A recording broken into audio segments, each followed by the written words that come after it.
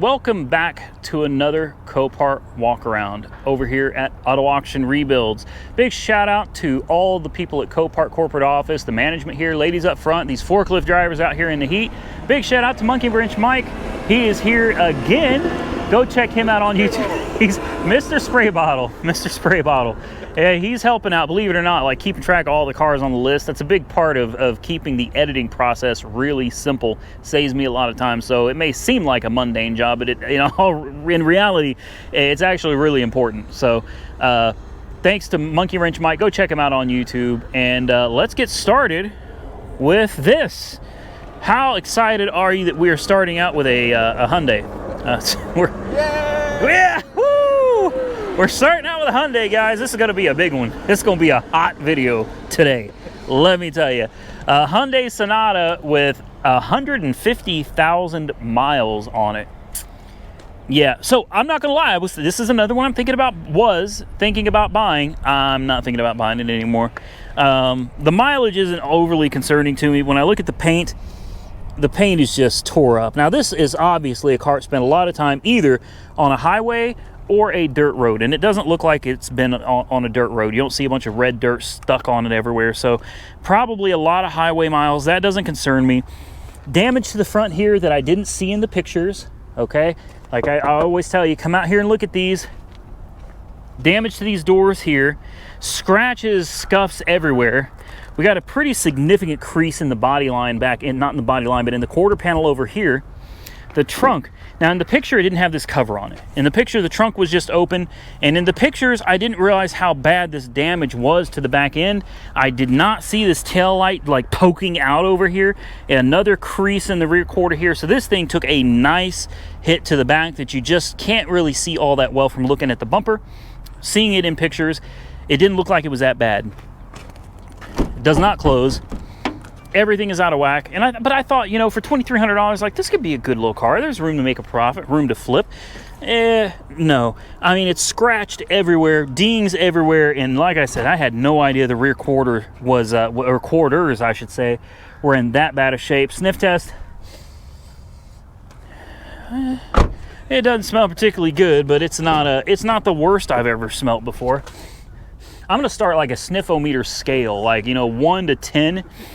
10 being excellent and 1 being like horrible. I'd say this is a solid 6. A solid 6. We'll call it a Randy score instead of a Doug score for Doug DeMiro. We'll call it a Randy score. I just demoted to a 5. It's a 5 now. It's decent. It's relatively clean, but just overall, she's rough. And with that rear quarter damage, I wouldn't be interested in it. But I figure we'll take a look at the engine bay anyway, have a look around. I don't see any leaks. That's another thing about Kia and Hyundai, guys. They really are good cars. I don't care what anybody says about them. I don't care if it makes me the most unpopular guy on YouTube. I swear by the things. They're just good, reliable, economical vehicles.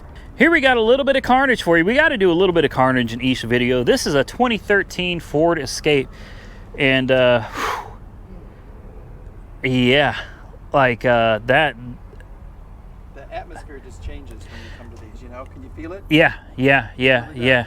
If in case you didn't hear him, he said when you walk up to something like this, the atmosphere changes. It really does. It's I don't really know how to describe it, but it definitely changes as soon as you get up to one of these.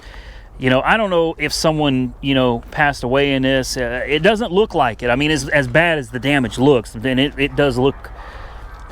It looks bad. It looks real bad. But at the same time, I don't see any blood or anything like that. So I always try to be optimistic, and I'm not. That's not me. I'm not really an optimistic kind of guy. But when I see something like this, I'm always trying to stay optimistic that whoever it was made it out okay. Obviously, I don't see any signs of there's not blood splattered everywhere or anything like that. I wouldn't even be showing that. We're not going to do that anymore in these videos. But let's see if I can get you in here so you can take a look. Imagine you're sitting. This is the headrest of the car right here. All right, I don't know what you're seeing because I can't see that far in. It's too smashed up for me to get my head in there. But right here's the headrest, and this is what you'd be looking around at if you were in this thing right here. You know what I mean? And look at that steering wheel. Look at the steering wheel, like it's completely Look at that. It's like another car just came right here. Yeah. You may be right. Yeah. That's rough. Yeah, I'm hopeful though. I'm hopeful whoever was in it came out all right. I mean, there's airbags blown everywhere. Look, there's the coil springs. This thing is rough.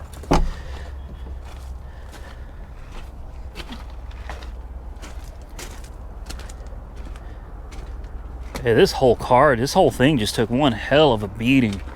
It really does look like they just ran up under something, or somebody else just ran right up on them. Wow. Here's a 2013 Ford Focus, and I think this is a good one to explain to you guys why something like this would be here. It's crazy, really, because you walk around it and you really don't see anything wrong with it. So why would this be here? It doesn't look salvage, but it does have a salvage title. What do you guys think? Now, before I tell you, go ahead and get it in your minds what you think the reason this car is here for. All right, you got it? All right, so check it out. This is a theft recovery. And in case you guys and gals don't know, theft recoveries are salvaged, man, automatically. If an insurance company has to make a payout on a car, it's a salvage car.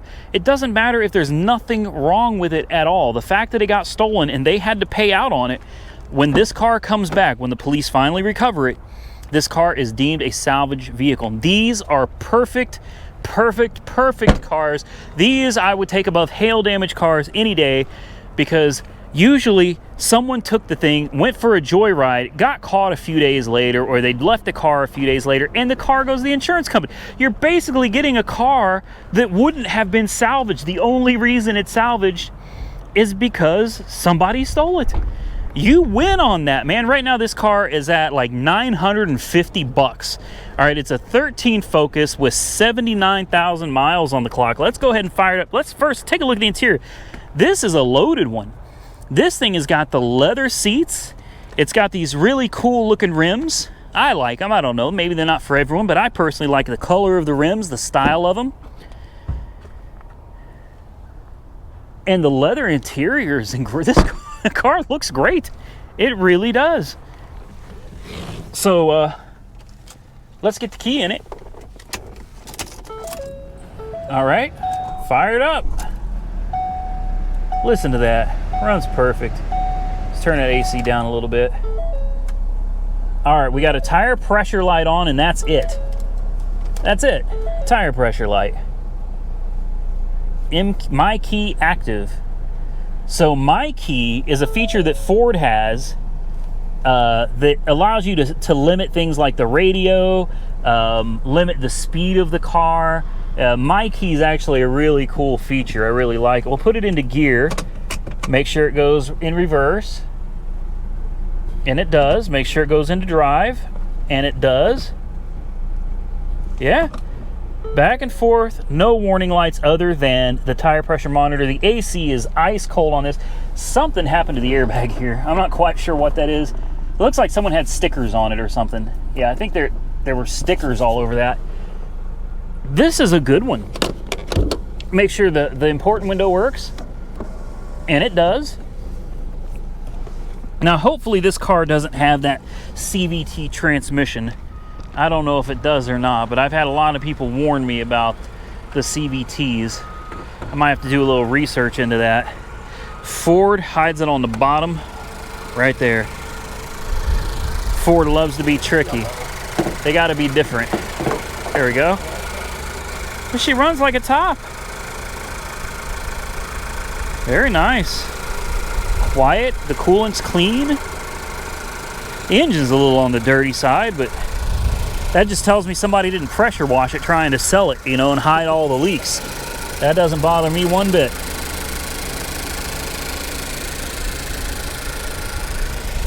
Yeah, this is definitely this is a real contender on my list. Now there is some damage down here. Yep, Mike just pointed that out. You got a little bit of damage down here. Looks like that clips back in actually. Yeah, so there's a little scrape there and a crack here. Oh, look guys, right now it's a $950 car. You know what I mean? It's not going to sell for $950, believe that. I wouldn't be surprised if it goes over $1,500, maybe $2,000, but a theft recovery salvage title I think you can actually pull a little bit more out of this than you could your normal salvage title car, because normally it was in a wreck and you got to rebuild it, and that makes people leery, makes people skeptical. But when you can show them a video or pictures of the car the day you bought it, and it's a theft recovery, and you explain to them it's the same car it was before it got stolen. The only difference is it got stolen. That's it. That's the only reason it's salvaged, is it got stolen. Other than that, it's the same car. You buy the clean title, you get a discount on it, you can make a little more money on it. I love theft recovery vehicles. So remember, guys, check out theft recoveries, because most of the time these are the good ones, the cream of the crop, the diamond in the rough out here, the needle in the haystack. All right, moving. How many can you do? Can you keep going? That was it. I ran out, literally. I'm trying to pretend like I'm just going to stop there, but in reality, there was nothing else. There was no more. That's all there was. I like this. Like, I really do. It's weird. I got a Corvette. I got this nice Harley truck, but you would catch me driving a lot of these cars any day over most of the other stuff. I'm a simple man. So here's an interesting one, and I'm going to give you a little backstory on myself. This is a 2015 Ford Explorer, and this is an ex-police car. Now, to me, it looks like it was an undercover police car, because I don't see where they had the stickers down the sides or anything. Even when they peel them off, they tend to leave a nasty residue. But the first sign is obviously their push bar right here that almost all police cars have. So moving around it, though, I'm looking at it, right? I'm like, wait a minute, something's off with this, because this hood is a replacement hood. It's not an original hood. Why is this a Copart? And I look around, it's like, okay, there's no windshield. Then you got PDR written all over it with circles. Well, in Oklahoma, you know what that means. That's hail. That's obviously hail. But then you got this. Look at this. They already started the work, and in some cases, they already finished it. I mean, what? Waiting on insurance. Okay? So, there's some places that used to have dents. There's no dents anymore. Oh, there's a dent right here. It's weird. Some of them are missing the dents, and some of them aren't. So they started fixing this, and in some places, like I said, it looks like they already did the body work, right? They got it pretty much done. They already did some PDR work. Like, there's no dent right there, but there is right here, but there's not one right there. Like, somebody already started PDRing it. They replaced the hood. They put a lot of work into this. A lot of work went into getting this thing fixed up. And then, for whatever reason, I look this side as well. And this door looks like they did a lot of the PDR work on it. There's still a dent here, but there's not one here. There's not one here, not one here, not one here, but over here there is. It's just, I'm very confused what happened with this. But apparently the insurance company at some point said, stop, we're done. And that was it. That was a wrap. So you got, the headliner is literally hanging down in here. And I don't know if you can see it in here. I don't even think I can fit my GoPro up there, really. But there's light shining through back here from where the antennas used to be. And the car is full of water. It smells horrible. Sniff test. Ooh. Honestly, that almost made me sick. That smells real bad. That's moldy, stagnant water. So hopefully you can see right here, hole. There's a couple more over there. There's another one right here. So water's just getting in. Looks like we got a busted out window right here. The windshield is missing, and water's definitely getting in from where the windshield is. You can see this tarp right here is just, yeah, water's just rolling all down the dashboard and everything. So this one, I don't know how well I'd trust it, the electronics anyway, seeing as everything inside is wet and it smells like mold. This one's going to be some work. Very interesting, though. And for the backstory, I actually used to do radio installs for the Oklahoma Highway Patrol and the Oklahoma City Police Department. I used to do it with my dad, not voluntarily. I was forced to do it, but I was around 11 years old. My dad didn't like doing it. It was a company called Oklahoma Two-Way Company, and it was out here off of Lincoln Boulevard, right next to a Dairy Queen. And instead of spending my summers out playing with my friends, I spent my summers every day going to work with my dad. And I'll tell you what, while it did suck, I do believe that it really helped to build a hell of a work ethic in me. I know how to work. It doesn't scare me. I'm not afraid of getting my hands dirty. At 11 years old, I was literally drilling holes, installing antennas, putting head units in, trunk mount units. You old school radio people know what I'm talking about. Trunk mount units, you know what I mean? Those things were this, but well, I was 11. I remember I was 11. I'm 40 now, so this big, maybe this big was actually this big. I couldn't tell you anymore, but they were heavy Motorola units, man. And you guys remember Uniden? Probably not. I'm talking about stuff these people probably don't know anything about, but yeah, I used to do the installs on these things. So at Oklahoma City Police Department, Oklahoma Highway Patrol, you can thank me, the 11-year-old, for keeping you safe and being in control of your infrastructure that you rely on to stay alive. Isn't that a scary thought? Boy, I wonder how much trouble, that company's gone now. I wonder how much trouble they would have gotten if it ever came out that an 11-year-old was doing their installs and uninstalls on like life-saving equipment. That's a news story right there. That's a news story. Hey, we got a news guy right here. Let's do another story. Yeah, let me put my dad on blast. Bill Waller from Oklahoma Two-Way. You knew about it. Real hairy guy. Had hair coming out of his nose, his ears. Yeah, boy, I got stories for days. All right, let's move on. It's hot out here. Here's an 05 Nissan Sentra. A little bit of carnage for you guys. No, we're not fixing it. But it's also interesting that it has 250,000 miles on it. So, as sad as it is to see a great car with that many miles find, the end of the road here at the Copart yard, where it's probably going to end up at a crusher, whoever had it, they damn sure got their money out of it. Like, this is one of those cars you got your money out of. It says it's bio. We can't get into the door over there. Maybe we can get into the other side. These have always been great cars. Nissan has always made some really good cars. The Sentra is a great little economical, efficient car, man. You don't have to have a lot of money to own one of these, and they don't take hardly any money to keep them maintained. These are just solid cars. I love them. It says it's biohazard, but the reason it's biohazard is not from blood or anything. There's mold, there's rotting food. It's pretty bad. That's the biohazard. This one's not anything gory. It's just a bunch of rotted food on the inside. Still a great little car, and I've always had a soft spot for the Nissan Sentra. We're gonna have to cut this one a little short, guys. We actually had a Corvette that we're supposed to be looking at, but I think it was right here, and it is missing in action. I think Mike drove it out to the parking lot, and he's saving it for, yeah, he's gonna drive that sucker home. Yeah, we've looked all over for it. We can't find that dang thing, so unfortunately, instead of ending on a Corvette, we're gonna end on another Hyundai. Oh well, we're ending on some carnage, so I guess that's all right. We got a 2014 Hyundai Sonata that, take a look at this. Take a look at this. What a hit, man. Ripped the axle out. I mean, the whole suspension is gone. It just ripped everything out from where it used to be. What is Mike doing? I get what he's doing. He's getting a better vantage point. Look for that Corvette that we're missing. Yeah, I didn't see it. Boy, you know what I need is a drone. That's what I should get a drone out here. Big shout out to Monkey Wrench Mike. We're trying. Going above and beyond the Call of Duty, trying to find that dang Corvette, but we just can't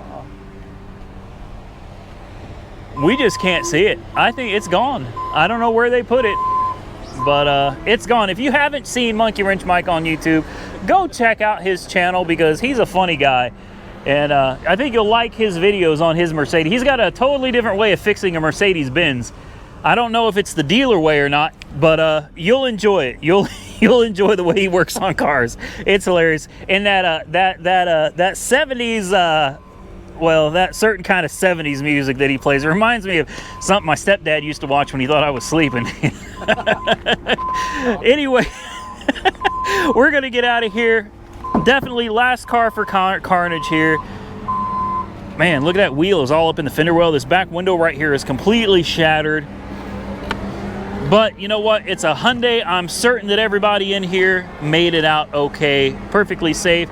Look at these Copart guys, man, these forklifts, man. These dudes are always working their backs to the bone. And it's got to be hot out here. for them. I mean, I know it's hot out here for me. Sitting in a metal cage like that, unless they got air conditioning, I don't think they got air conditioning. Man, these guys really do work hard. All right, guys, I want to thank you for joining us for another walk around. Stay tuned. We got another one coming for you on Saturday. Again, thank you to Mike from Monkey Wrench Mike. I don't know how I just drew a blank on that. I literally, it went blank like I had it and then it was just gone. It is hot, guys. It's pretty nasty out here. So big thank you to Mike from Monkey Wrench Mike on YouTube. Again, go check him out. He's a great dude and I appreciate him being out here helping me out. Big shout out to Copart Corporate, the local office people here, 2829 Southeast 15th Street in Del City. I really do appreciate all of you for making it possible. And thank you to my subscribers, you guys, because without you, none of this would even make any sense, and I surely wouldn't be standing out here for hours recording videos for people that didn't want to watch them. So thanks to all of you. I certainly appreciate you making it possible for me to do what I love doing. Stay safe out there, everybody. We will catch you all very soon in the next one.